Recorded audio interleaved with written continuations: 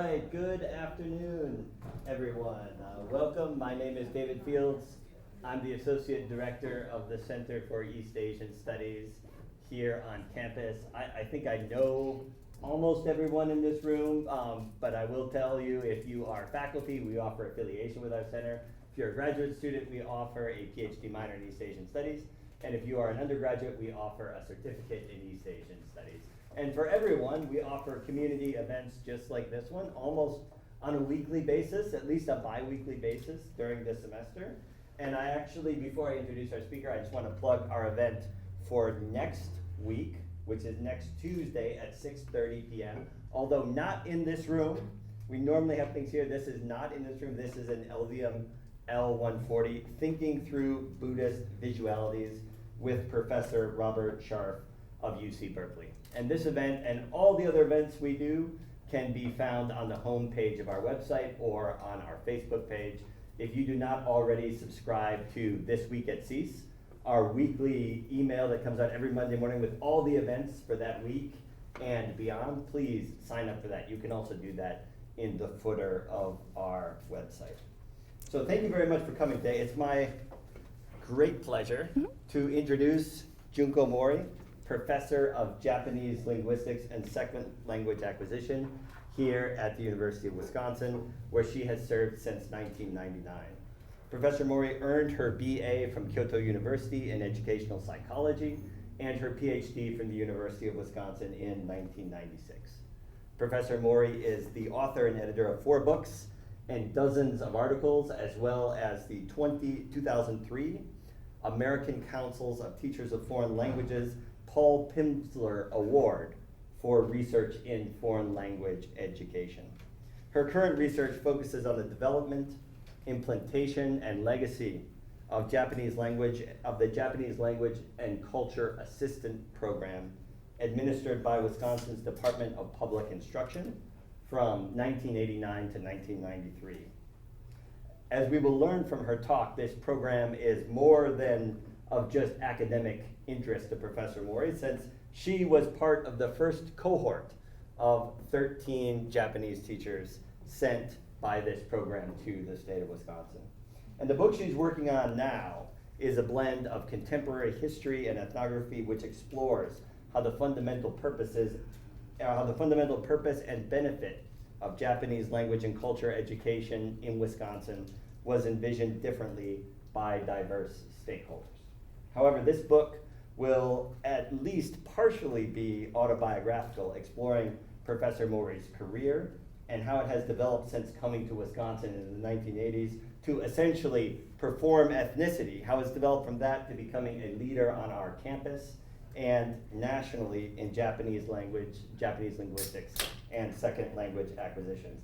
And if you haven't done so, I encourage all of you to seek out her 2022 article, Beyond Performing Ethnicity, in the Journal of Japanese Language and Literature, for a small snippet of what this work is. And by the way, I should say that this work is part of our series, our Weiwo series, What Are You Working On?, where we encourage our graduate students and our faculty to present on works in progress. So with that introduction, please join me in welcoming Professor Junko Mori. Thank you. Well, thank you, David, for your great introduction, and thank you for coming, everybody. So my understanding of the series is, as David said, what you're working on. So it's not what you have done, so I'm working on. So to share my work in progress is a purpose. So I have to confess that this is still very much in a work in progress mode, and in many ways this is a type of work that is a significant departure from my previous research engagement.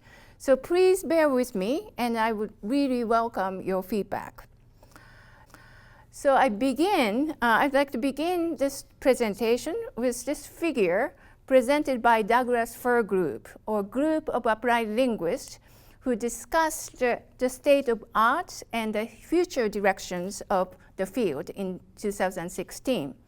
So it indicates the multifaceted nature of language learning and teaching, and in the core is the everyday individual engagement of language learning and teaching, but those kind of macro level dynamics is always situated in the meso level layers of society, socio-cultural institutions, and communities, and yet further embedded in the macro level ideological structures. So while we, as language learners and teachers, tend to be preoccupied with busy everyday work, there might be some moments when you question yourself, why am I here? And why am I doing what I'm doing, right? So, and for what, for whom, and for what cause are we teaching the language that we are teaching?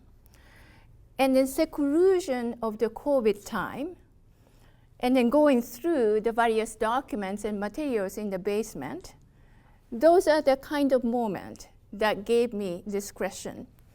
And then that prompted this project.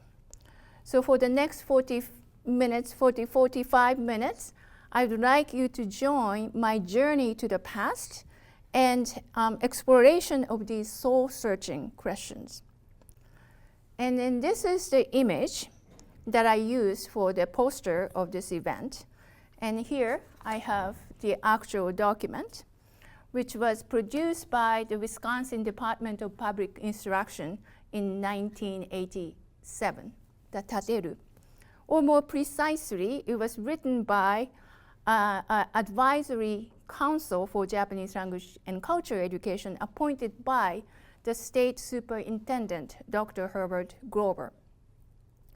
Prior to this, Grover took a 3-week trip to Japan to study the interaction of the government, education, and business sponsored by Japan-US Friendship Commission. And one of the mandates for the Japan trip participants was to develop a plan to promote Japanese language education in their respective states.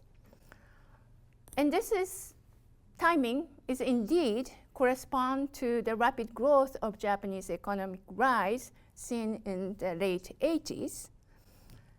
And as indicated by the opening paragraph of this Wisconsin State Journal article announcing the formation of this advising council, the study of Japanese then was tied to public and private efforts to better Wisconsin's economic relations with Japan. And at the time, only 2 high schools in Milwaukee offered Japanese, and no state institution offered approved program designed to educate and certify Japanese language teachers.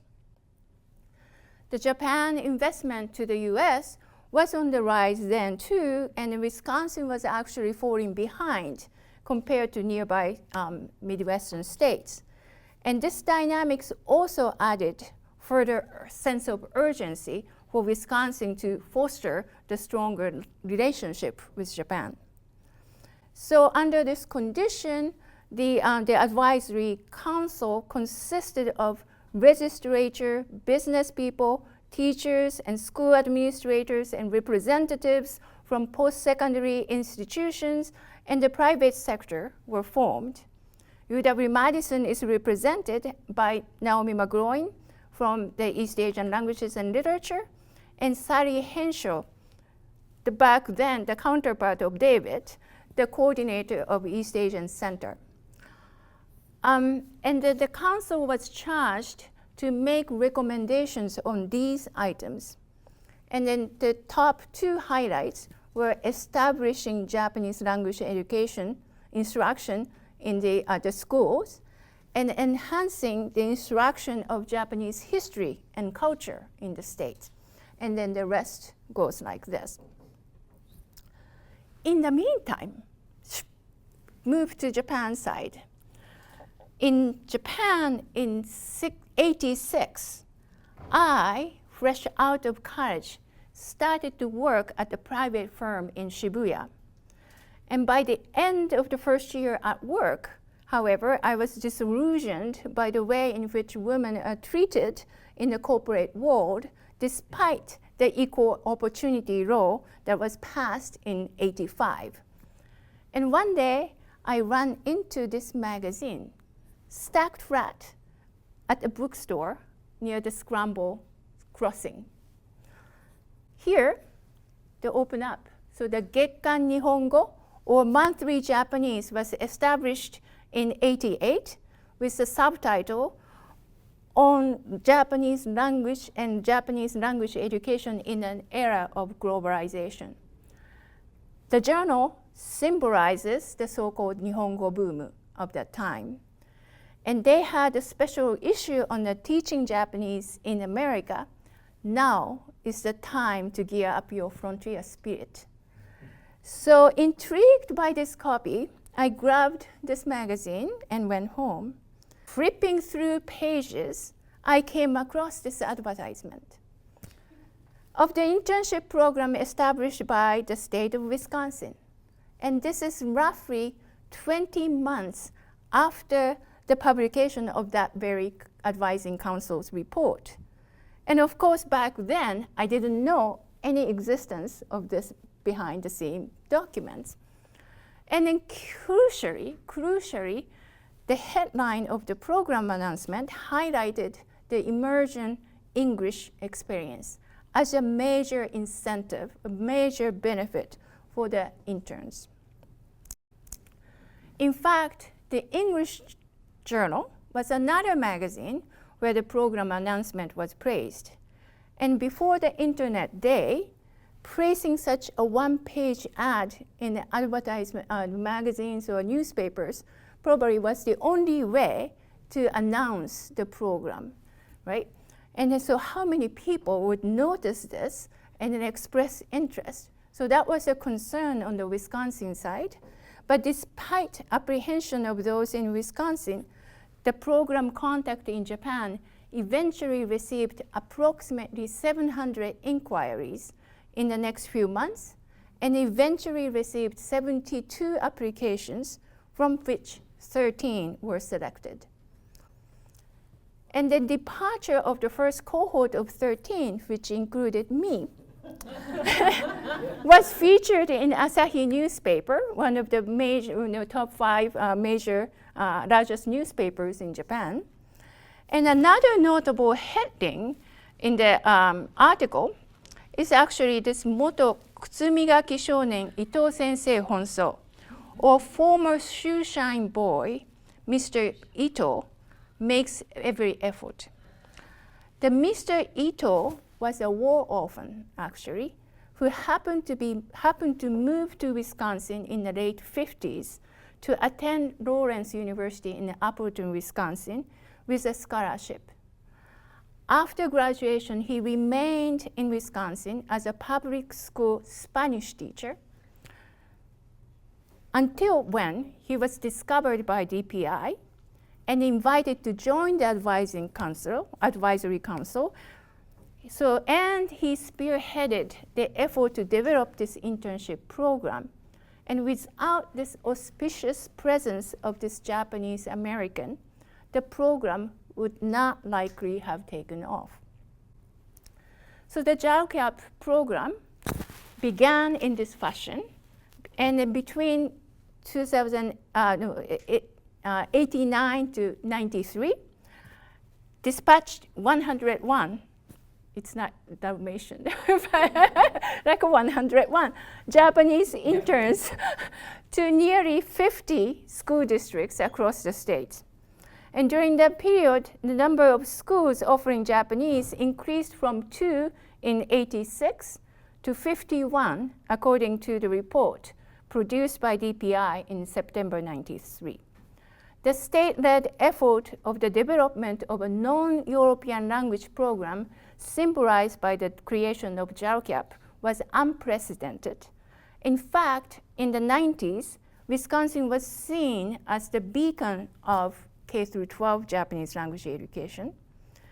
And Menasha, Wisconsin, for instance, received the national and international spotlight for its unique program that introduced Japanese from elementary to high schools. 3 decades later, however, K-12 Japanese language enrollment declined sharply, And as of now, there are only 3 school districts in Wisconsin that maintain in-person offerings of Japanese. What happened to Wisconsin? Is a frequently asked question in recent years when I interact with the colleagues in the West and East Coast.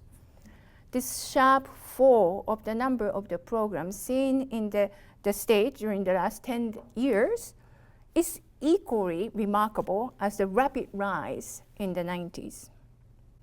So given this, I cannot help but ask myself, as a member of the first cohort of JALCAP, what was that program about? For whom? For what cause?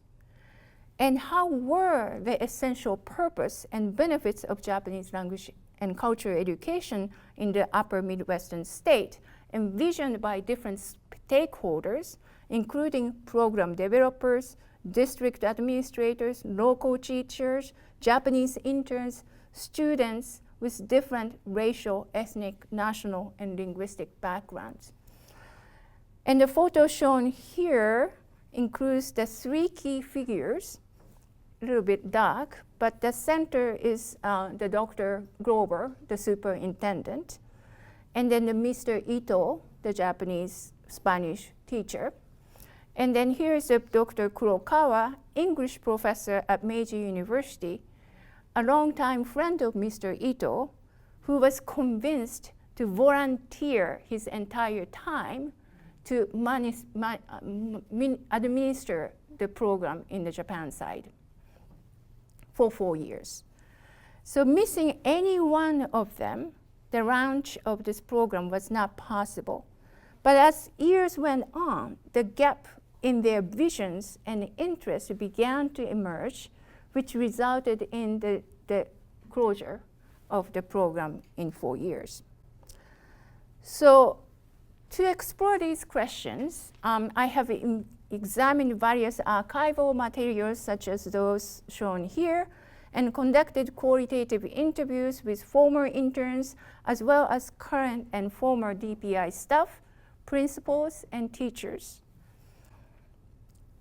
As you can see, this is a big book-length project. And so what I aim to accomplish today is to give an overview of the project. In particular, I would like to highlight the 3 central notions: cultural diplomacy, linguistic capital, and racial linguistic dynamics, through which I would like to narrate this history. So the first, cultural diplomacy. JALCAP can be understood as a form of cultural diplomacy, which is defined by Cummings as the exchange of ideas, information, arts, and other aspects of culture among nations and their people in order to foster mutual understanding. As touched upon earlier, in the 80s, Japan had risen to the number 2 economy in the world, and Japanese companies were rapidly increasing their business investments in the US. The success of Japanese automobile industries led to an anti-Japanese sentiment, which was exemplified by the tragic slaying of Vincent Chin, a Chinese American mistakenly identified as Japanese. A record high level of the US trade deficit with Japan also caused friction between the 2 countries, and articles such as this, which compared the tension to the onset of the Pacific War, frequented in the newspapers. Under such context, various initiatives in cultural diplomacy emerged to ease the tension.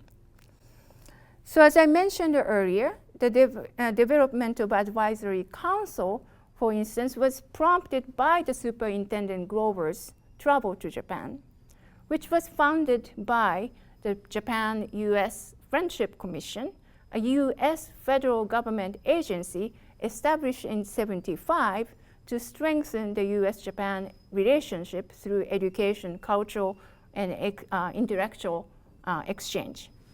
What I did not realize until recently is the fact that this JUF SFC Trust Fund was established by payments and repayment by the Japanese government to the US for facilities received in Okinawa and for the post-war economic assistance. While the JALCAP initially started with almost zero budget in the inaugural year, by third year, the program received funding from the Japan Forum, an organization created in 1987 with a corporate support, most notably the publisher Kodansha, to promote Japanese language education overseas. Japan Foundation, of course, which was established in 1972 by an act of the National Diet as a special legal entity to undertake international dissemination of Japanese culture, did not directly support JALCAP, but they provided a major grant to the DPI, Wisconsin DPI, in the early 90s, which made it possible to develop and publish the state's own teacher's guide, Japanese for Communication, preceding the establishment of the Act for National Standards for Japanese. In addition, the Japan Foundation provided a number of scholarships and grants to bring K-12 Japanese language teachers in Wisconsin and around the states to spend time in Japan for Japanese language and culture training. In addition to these two major organizations' contributions, local newspapers at that time also indicated that some districts were receiving additional funding from banks for promoting some scholarship to go to Japan, etc. So I have not yet had a chance to calculate the total amount of investment made by the Japanese organizations to the development of K-12 language education in the States. But it is apparent that the majority of funding for this effort originated in Japan rather than the state side. And former DPI members whom I interviewed actually acknowledged the reality. The sustainment and expansion of world language education heavily relies on foreign money in this country. And as some of you must know, the funding from Japan eventually went down, and as its economy declined. And in the 2000s, we saw the next waves of investments coming from China, right? And then so that propagation of Chinese program in the state was also supported by that effort. So now, moving on to the second notion, the linguistic capital, coined by Bourdieu to understand the power dynamics of languages in the linguistic marketplace. So the Bourdieu explains the linguistic capital is power over the mechanisms of linguistic price formation, or the power to make the roles of price formation operates to one's advantage and then to extract the specific surplus value. Or in short, he says, when I bring the notion of the market, I underline the simple fact a competence has a value only so long as it has a market. Right? So to apply this notion to the understanding of the context of this study, we may consider Japanese language has gained its currency along with the rise of the Japanese economy. The state promotion of Japanese language education, as well as the media discourse at the time, indeed hyped the value of learning Japanese in preparation for the imagined future of Japan's century. Charo might be nodding. linking it to the increase of competitive edge for college admission or future career options.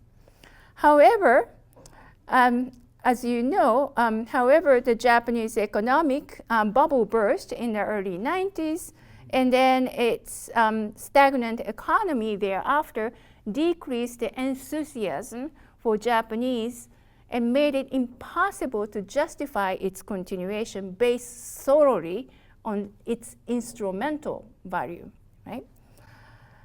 And in addition, I'd like to also point out that the many of documents produced then, or even now, tend to underscore how hard it is for Americans to learn language like Japanese.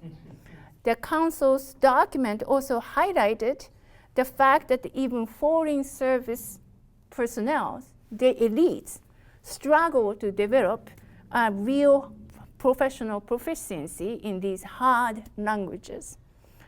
This clause was used as actually a justification for the importance of starting language education early on. However, it was also taken by some districts as an indication that the study of Japanese was meant for gifted and talented students. And the time and effort required of attaining the valued competence was also considered very high, right? And what's the investment and gain, right? And then not all students were considered to gain the high enough level of competence to use the currency, right?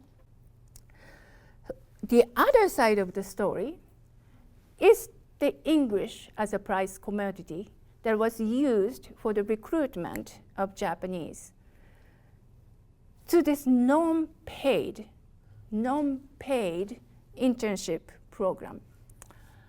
So the program announcement sent to the school district administrators describe the program conditions as follows. District will have non-paid Japanese specialists. In exchange, district will be asked to arrange for friendly, responsible host families. The interns will pay round-trip airfare, incidentals, and fee for the host families. In exchange, they can experience life in America and improve their skills in the English language. So even with such a rather uneven arrangement, the program, as I said, attracted many applicants, roughly 6 times more than the selected. They yearned for experiences in the US and exposure to real English.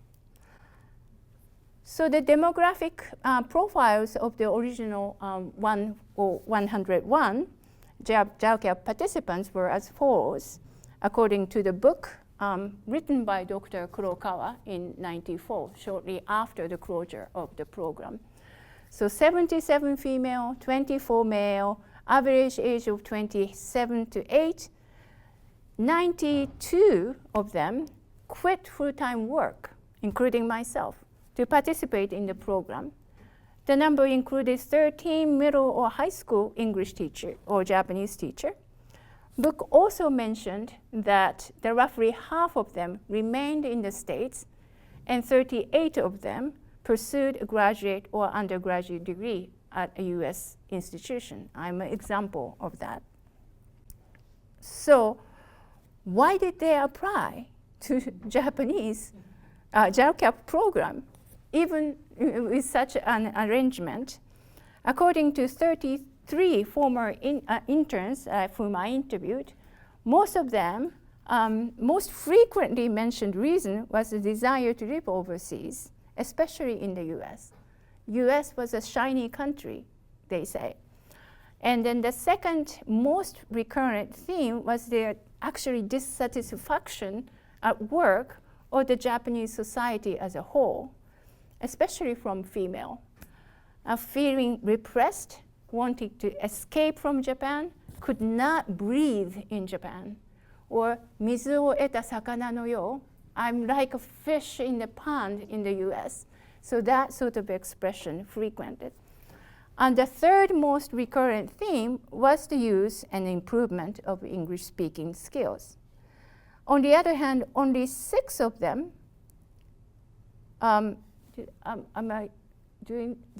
Okay, so on the other hand, only 6 of them mentioned their interest in teaching Japanese language, and several of them specifically said that they were not necessarily interested in teaching Japanese, but they thought that the teaching Japanese was the easiest or the only way for them to live abroad. And then so 5 of them mentioned that their eventual goal was to pursue an advanced degree and in the US, and then that internship will serve as a good preparation towards that goal. Okay, so concerning the program's non-paid arrangement, 2/3 of them were actually quite thankful or neutral, saying that experiences gained from the program were priceless, no risk, no commitment type of arrangement, more freedom, or did not deserve payment without professional qualification. I was just there just because I'm a native speaker of Japanese. On the other hand, 1/3 of them were critical, citing the limitations of volunteer work, lack of quality assurance, lack of professionalism, and challenges in maintaining the continuity. And they worried about the future of the language education in this country. And many also pointed out that such an arrangement was only possible because of the Japanese bubble economy. So in addition to the investment at the level of public and private organizations of cultural diplomacy, the investment of these individuals was what supported the early years of Japanese language education in Wisconsin. And in addition to the Japanese bubble economy, which enabled these Japanese to build enough savings to use for this participation, it was the value of English in the global marketplace that contributed to the successful recruitment of these interns. Oh, I missed this part. Okay, sorry. So now I'd like to move on to the third theme, the racial linguistic dynamics, that I cannot dismiss in discussing this history. So in the field of applied linguistics, what is called racial linguistic perspectives have gained strong attention in recent years. Rosa and Flores are arguably the most influential scholars in this pursuit. And in their 2017 article, Rosa and Flores discusses these points as 5 key components of racial linguistic perspectives, of which I'd like to focus particularly on the first point, the historical and contemporary colonial co-naturalization of race and language. In exploring the development of this program, Japanese language and education program, in this predominantly white state. Okay, so when the state decided to start offering Japanese language and culture education, one of the immediate questions are this. So who can speak Japanese? Who can teach Japanese? Who can be an effective teacher in the American classroom? As most of you here know from the experience, not everyone who can speak Japanese can teach Japanese as a second language or can immediately become an effective teacher in the American classroom environment. So luckily, Wisconsin found Mr. Ito, who happened to be in Wisconsin teaching Spanish for years. So he is a native speaker of Japanese. He is a foreign language teacher in the States for decades, and he has never taught Japanese before, but people assumed that he can't teach his native language effectively. And he responded to this call from the DPI enthusiastically and converted one of the Spanish classroom into Japanese classroom, and then shortly thereafter began offering Japanese to nearby high schools via cable TV. Yes, Wisconsin was also known as a front runner of distance education then. And so managing the multi-site distance learning operation all by himself reached the limitation, and that prompted him to consider the recruitment of teaching assistants from Japan. And that was the beginning of the JALCAP. And in the program announcement that I shared earlier, Mr. Ito says, the state of Wisconsin hired me, who was a foreigner, orphan, and they allowed me to keep my teaching positions for 28 years. I give my gratitude and praise to the state, and to repay the favor, I am devoting myself for the development and sustainment of Japanese language education in the States. So that was what I read. So in the same issue of the journal, we find an article written by Mr. Ito entitled, "Yu Shikakusha to wa nanika?" What is the certified teacher? Mr. Ito reported that to start Japanese language education in the state, Wisconsin first certified 2 whites, both of whom, by the way, are alum of our program, and then 2 naturalized US citizens, including him. And for the future development, the state was exploring the 2-pronged approach, actually. Namely, they were recruiting teaching assistants from Japan, like me, through the JALCAP, at the same time establishing grants from different sources, including the Japan Foundation, to have already certified teachers of other languages and other subjects to study Japanese rapidly, and then to become a teacher. And then so number of white American, Spanish, French, German, or social studies teachers actually started studying Japanese, and they were sent to Japan for a summer or academic year for additional training. And after 2 or 3 years later, they received a certificate in teaching Japanese. So who can become an effective Japanese language teacher in the American classroom faster? That was the empirical question and the challenge. As many of you may imagine, there were some difficulties in developing American teachers' proficiency that fast in this hard language in a matter of a few years. And it was also difficult for Japanese newcomers to understand the American educational system and to manage American kids and teenagers, right? So for both sides, that was the challenge. In fact, the Japanese JALCAP interns were introduced to Wisconsin as not yet experienced teachers. And even so, the benefit of listening to a native speaker and hearing about Japan from people who live and work there was underscored. And the mission of the interns, thus, is to perform ethnicity in our Asian body to enhance the image of authenticity. So here I am, pictured in the Waukesha North High School yearbook in 1990, wearing yukata and doing calligraphy. The Waukesha did not have or never had a Japanese language program. And then so back then, my task was to go to different classrooms in their elementary, middle, and high schools to introduce some basics of Japanese language and culture, whatever it may be. The text says she kept busy this year visiting classes, speaking on Japanese culture, and demonstrating origami.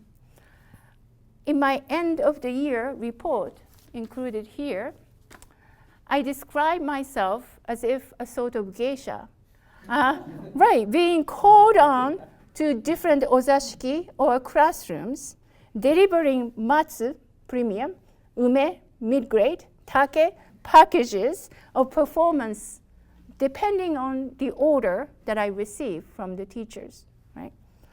So a former Japanese teacher in another district whom I interviewed also mentioned how useful it was to have a JALCAP intern in the district to promote Japanese language and culture education, because just these Asian-looking interns walking the hallway, the students, kids all look around, and their curiosity for this different exotic culture is tickled. So we are the kimono-wearing geisha girls on the hallway of the white school. So the majority of the former interns whom I interviewed indeed commented on the whiteness of the state and the hyper-visibility of Japanese or Asian they sensed as a result. And then some also commented on their surprise regarding the lack of Japanese proficiency of white American certified teachers of Japanese.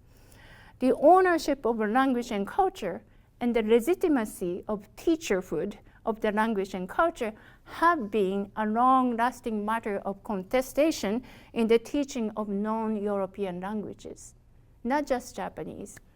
But that is in part because of this sense of co-naturalization of race and language deeply in our belief system.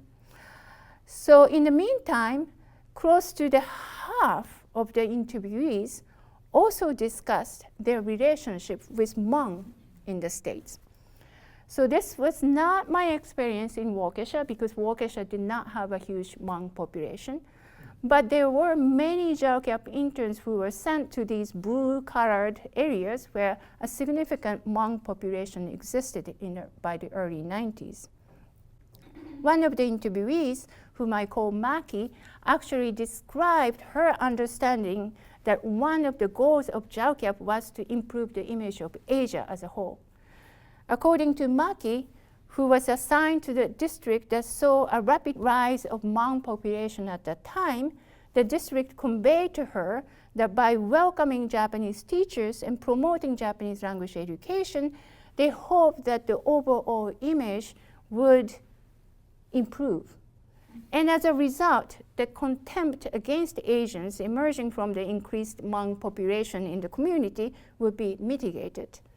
This logic may not entirely make sense given the major gap in socioeconomic and geopolitical reasons why the Hmong and Japanese arrived at the community. However, the district appears to have conveniently lumped them together as Asians to create counter-discourse to manage the racial tension at the local level.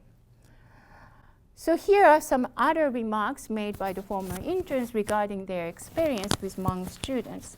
I was told to take care of a Hmong student because we were Asians. I wondered if they thought that Asians share a common language. I think many elite students were taking Japanese thinking that it would be advantageous for college admission, whereas Hmong students were taking Japanese because it is an Asian language. I think Hmong students were more motivated and they studied harder. Hmong students understood things that the white student couldn't understand. I thought Hmongs were treated as refugees, whereas Japanese were treated as past enemies. These remarks indicate not only did the white Americans categorize Japanese and Hmong together, but Japanese interns also sensed some affinity with Hmong students as visible minorities in the white America. Yet, they were also aware of the gap in their circumstance in which they relocated to Wisconsin.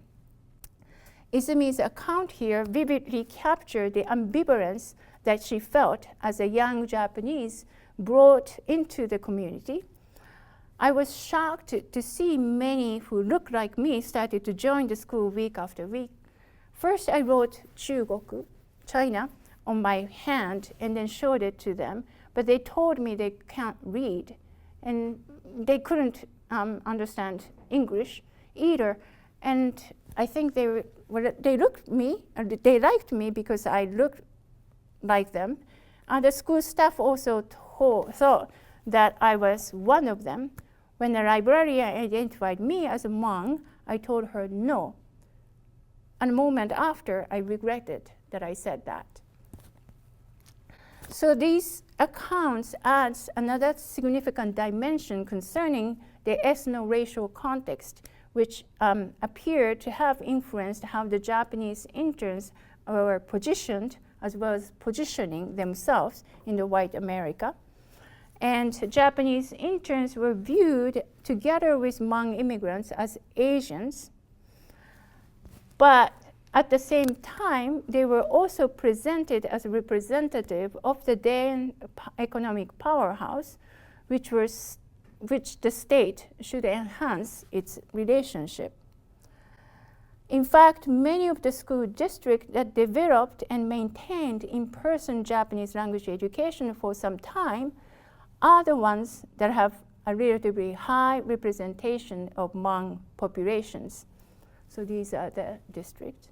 And in fact, current and former Japanese language teachers in these programs, both Americans and Japanese, frequently refer to Hmong students' unique relationship with Japanese language.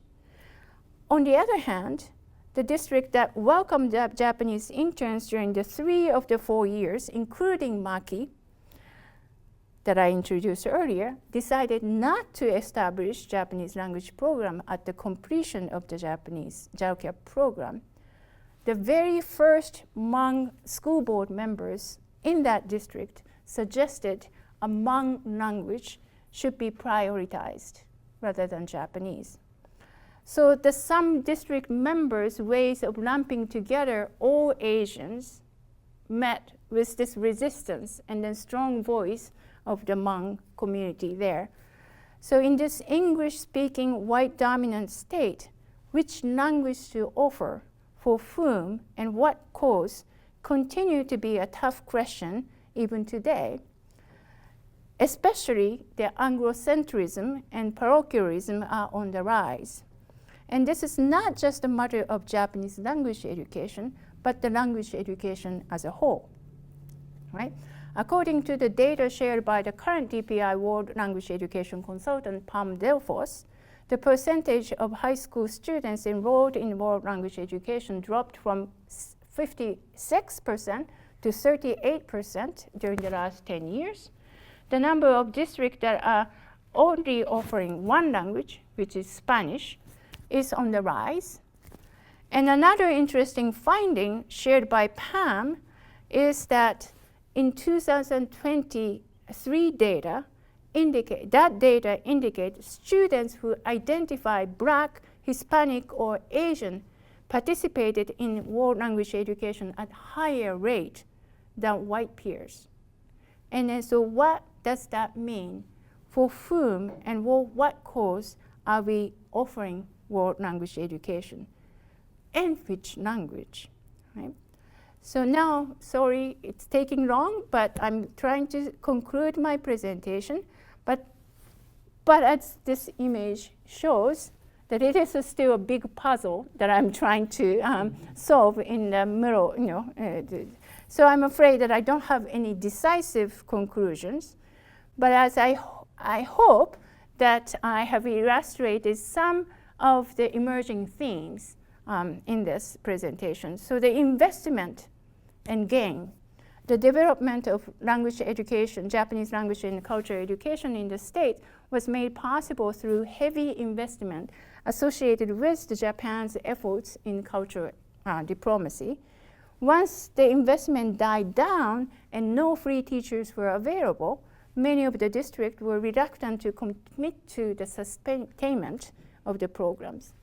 And many of the interns invested their money and time, at least the ones that I interviewed, who agreed to be interviewed, they gained what they hoped for, the use of English and global perspectives for future lives in Japan, United States, or I also interviewed people in Europe, Australia, Taiwan. Now they are leading professional lives in those countries.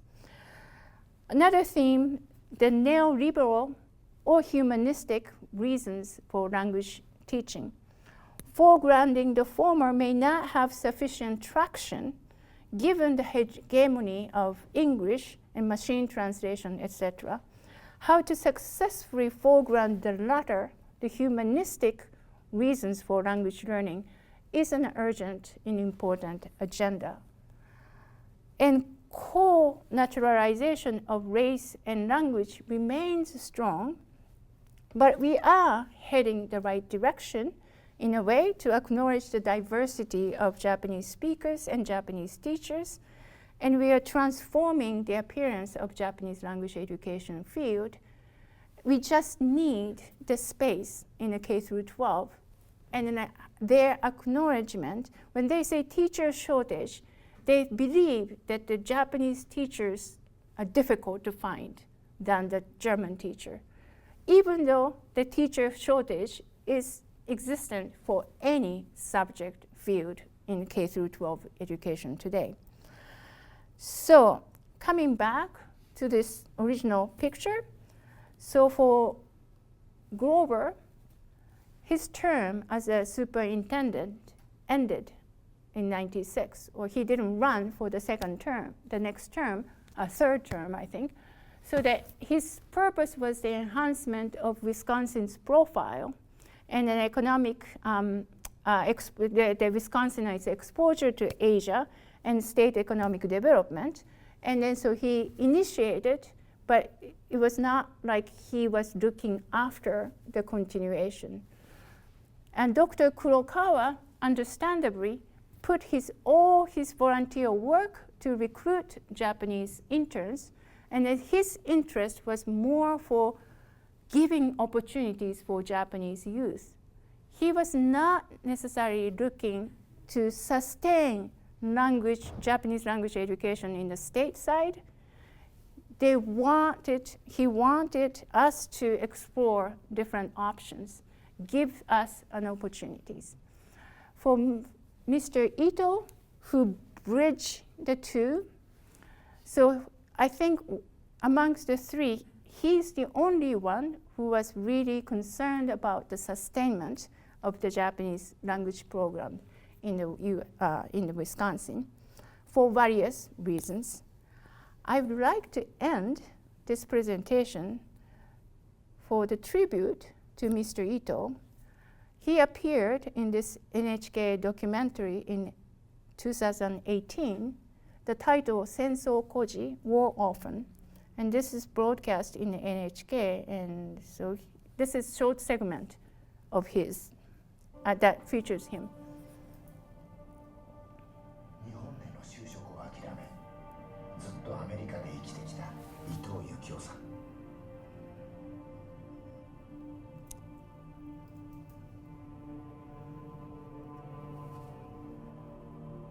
定年退職まで30年近く、公立高校でスペイン語の教師として働いた。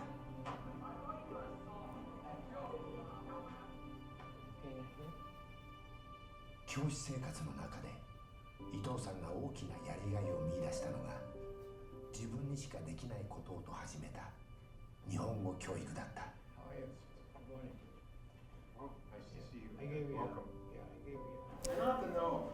So he is the former social studies teacher who was trained to become a Japanese teacher to succeed him. 久しぶりに生徒の前に立った。はい、こんにちは。あなたの名前は？ジェイダさん。あなたは？ジャックです。ジャックさん。はい、あなたは？スマックです。はい、あなたは？スマックさん。はい。Your effort and also Mr. Kenya's effort, Franklin is still sustaining, still holding Japanese. My wish is that this will continue.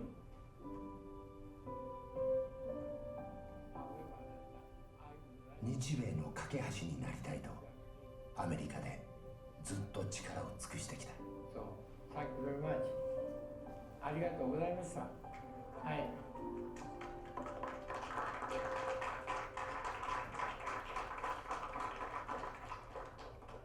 Don't make me cry. Okay,